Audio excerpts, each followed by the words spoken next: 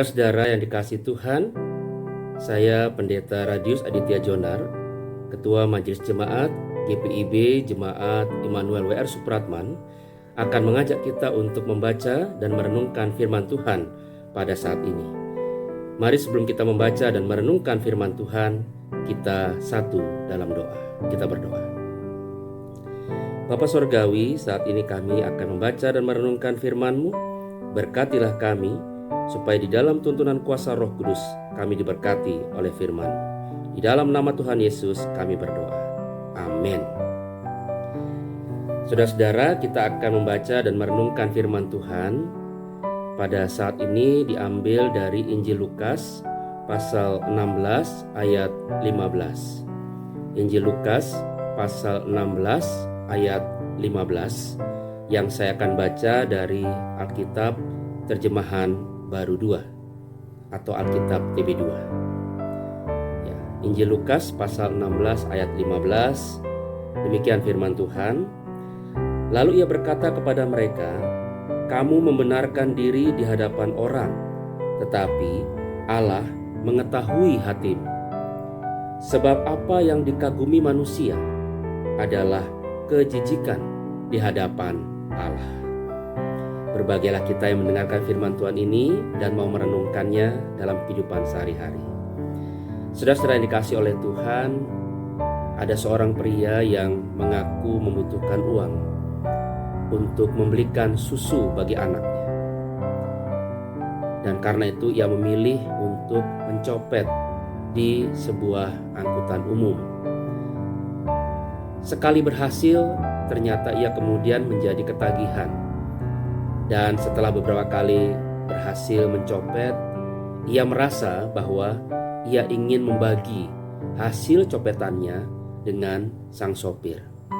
Tujuannya adalah agar supaya bisa menjaga hubungan yang baik antara dirinya dengan sang sopir. Nah, tanpa pernah tahu asal muasal sumber uang yang diterimanya, ya, sang sopir lalu kemudian memuji si pencopet itu sebagai orang yang baik hati.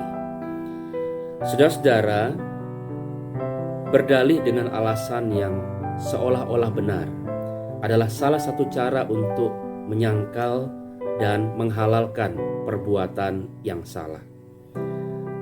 Sementara kepandaian untuk menyembunyikan dosa dengan kebaikan adalah cara untuk mendatangkan tanggapan yang bertolak belakang dengan tanggapan dari tanggung jawab yang semestinya.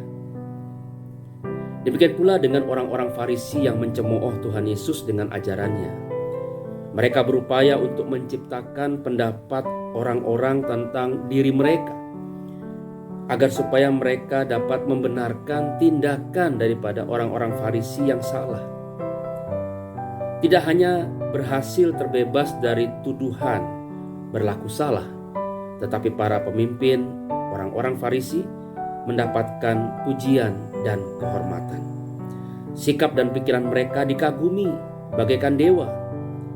Arahan mereka bagaikan hukum, dan tindakan mereka seperti petunjuk yang tidak dapat dilanggar.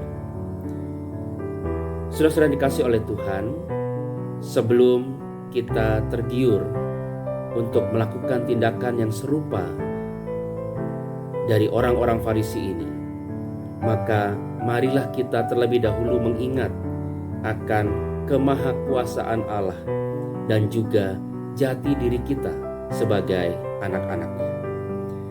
Tidaklah pantas jika anak-anak Allah berlaku jahat seperti anak-anak dunia yang belum mengenal akan kasih karunia. Oleh karena itulah, kehormatan yang semu bukanlah tujuan kita. Jika bisa mendapatkan kehormatan sejati melalui hidup yang benar di hadapan Allah, maka untuk apa kita mengejar kehormatan semu yang tidak ada nilainya? Buat apa kita mengejar sesuatu yang hanya sifatnya sementara? Sementara kita pada akhirnya harus mempertanggungjawabkan segala tingkah laku, perbuatan, dan perkataan kita di hadapan Allah. Ingatlah Tidak ada yang tersembunyi di hadapan Allah. Apapun yang kita lakukan, semuanya diamat-amati oleh Allah. Dan karena itulah hiduplah takut akan Allah dalam kehidupan kita. Hiduplah benar dan lakukanlah yang benar, supaya hidupmu menjadi berkat bagi kemuliaan nama Tuhan dimanapun engkau berada. Dan biarlah kiranya kesaksian kehidupan kita menjadi sesuatu yang sangat berharga bagi kemuliaan Allah. Kiranya Tuhan Yesus memberkati di dalam kehidupan kita. Saudara-saudara yang dikasihi oleh Tuhan, biarlah kiranya firman Tuhan ini memberkati di dalam kehidupan kita. Dan biarlah kiranya kita semakin terus termotivasi untuk tidak melakukan hal yang jahat. Mungkin karena kita melihat di kanan kiri kita ada orang-orang yang mungkin melakukannya, tapi mereka tidak mendapatkan hukuman. Tapi biarlah kitanya tetap setia untuk selalu melakukan hal yang baik bagi kemuliaan Allah.